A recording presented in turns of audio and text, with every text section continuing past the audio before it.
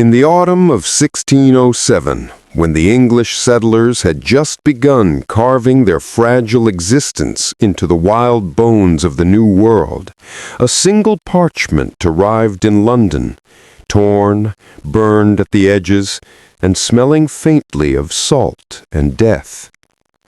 The messenger who brought it stumbled into a tavern on the docks of Bristol, muttering nonsense in a language no one understood. By dawn, he was dead, his eyes wide open, pupils reflecting something glimmering, as if the last thing he saw wasn't from this world. The map was found clutched in his cold fingers. It showed the coast of Virginia, but deep inland, beyond the forests and the rivers, there was a mark, a small golden circle, drawn with strange runes surrounding it. Beneath it, one word, inked in trembling Latin letters, Seraphine. No scholar could explain the markings, no explorer could trace the path. The church declared it heretical nonsense.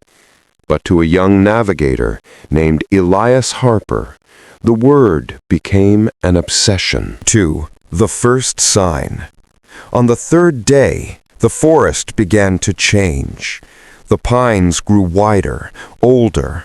Some trunks were carved with symbols, spirals, suns, and winged shapes that almost looked like angels, except their faces were hidden.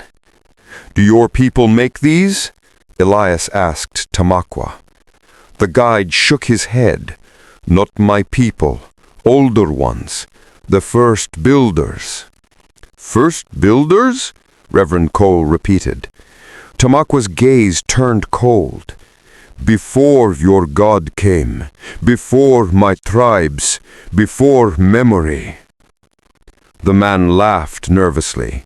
But when they found the stone altar 2 hours later, covered in moss, yet carved with the same symbols, the laughter died.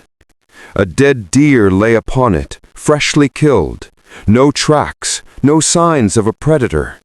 Its eyes had been replaced by 2 polished stones that shimmered faintly in the dim light. Elias felt the air shift. Something ancient was watching. "Pack up," he ordered. "We move before dusk." But that night, one of the men screamed. When they found him, his body was intact, except his tongue, which was gone. And in his hand, clenched so tightly it broke his fingers, was a piece of gold. Not like any gold they'd seen before, pale, almost white, and etched with runes identical to those on the map.